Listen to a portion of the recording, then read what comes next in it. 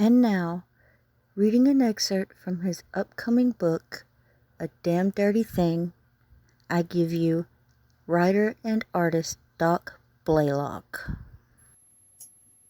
All right, there we go. Okay, so without further ado, let me dive into this. This is from A Damn Dirty Thing. Money. It's always about the money. There was no movement in Morelli's official banking records, but there was absolutely no chance he was living low. Not Morelli. No. Wherever he had planted himself, he'd be living in luxury, and that means money. When the mob moved money off the books, they did it through shadow bankers. There was one such individual used by the Italians, the Irish, and the Russians, and God knows who else. Whitey Doyle.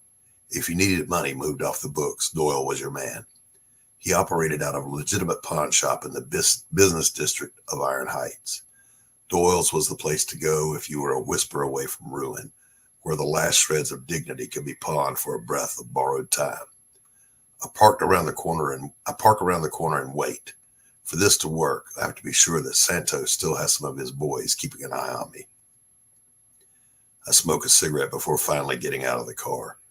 I walk past the pizza place and the liquor store that sells lottery tickets before entering the innocuous storefront. Two suits stand opposite in the shade of an awning over the entrance of a shoe store. Good. Inside, the shelves are filled with radios, data types, electronics, and collectibles. The walls hold rows of musical instruments. A glass counter encases glittering ranks of gold and silver rings, each of them a testimony to heartbreaks and breakups. Behind the glass counter were racks of rifles and pistols, and a 4-foot-tall Dolores. Well, Jake Bishop, how the hell are you, boy? If asphalt could talk, it would sound like Dolores. She was Whitey's sole employee and the only muscle the place needed. Her face, wrinkled and tanned, is adorned by too much makeup in a vain attempt at preserving a youth long departed. Her hot pink blouse and skirt, pearls and pumps, ridiculous on anyone else, are perfectly natural to her. Hiya, Dolores. Is he in? I smile in spite of myself. This old battle axe had sent more than one shoplifter or troublemaker to the hospital with lead in him. Yeah, he's in the back balancing the books. She wags a skeletal, nicotine-stained finger at me. But don't you be causing no trouble, Jake Bishop. Relax, Dolores. I'm not here for trouble. Just talk. She casts a gimlet eye and pushes a button under the counter. There's a buzzing sound and the door marked private opens. Thanks, doll. I know the way. Aged floorboards creak under my feet as I pass row after row of shelves piled high with pawned goods. This place smells old and musty. The only light streams in through windows high on the wall to my right, dancing through beams of perpetual dust. Doyle's private office is as luxurious as decades of collecting the forfeited collectibles of the desperate could provide. An opulent space more suited to Beacon Hill than a downtown pawn shop, a decadence of comfort. Doyle got his nickname, Whitey, for his thick coif of snow-white curls, not for his Hollywood tan or movie star mustache. Hello, Doyle, I greet, plopping down in one of the thickly padded maroon leather chairs opposite his oversized mahogany desk. He closes the topside data type and ledger he's been working on and leans back in mild surprise. Jake Bishop, he returns the greeting with thinly veiled disdain. How can I help you?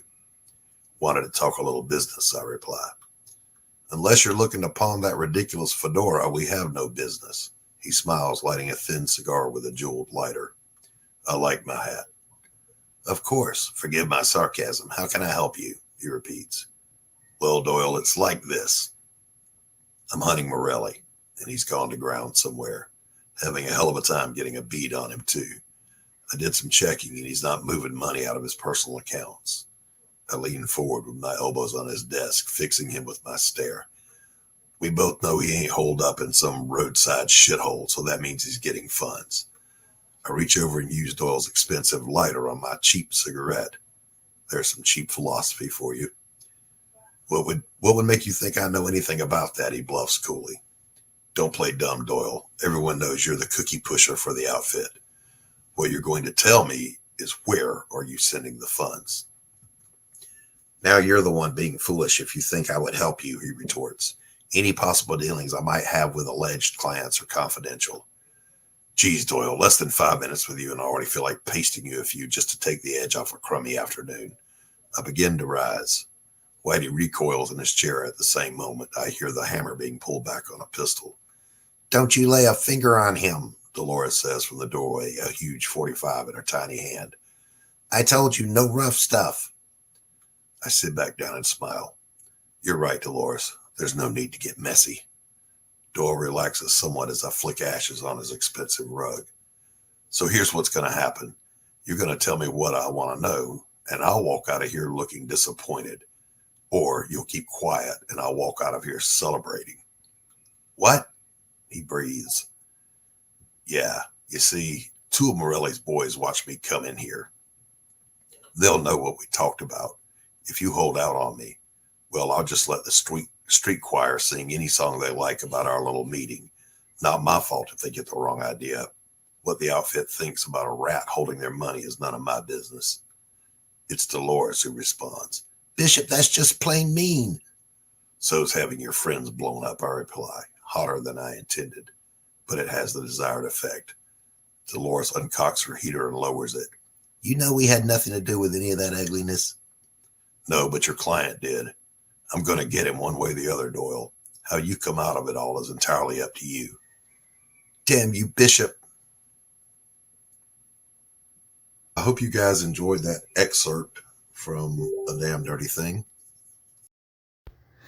I don't know about you guys, but yes, I totally enjoyed that reading. I'm so excited.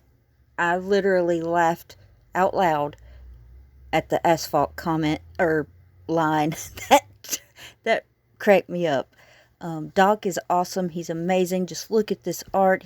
This book is going to be just as great, if not greater, than Pariah Blood and Mud, his first book. So please click that link, go over, sign up, and when A Damn Dirty Thing goes live, back it. Please do that because Doc deserves it. He works so hard. He's an amazing person. He's a painter.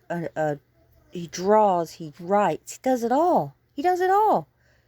He's awesome. So please click that link, go over, sign up, and back it when it goes live. As always, I'd like to thank you for sticking with me through this video, and I'll see you on the next one. Bye!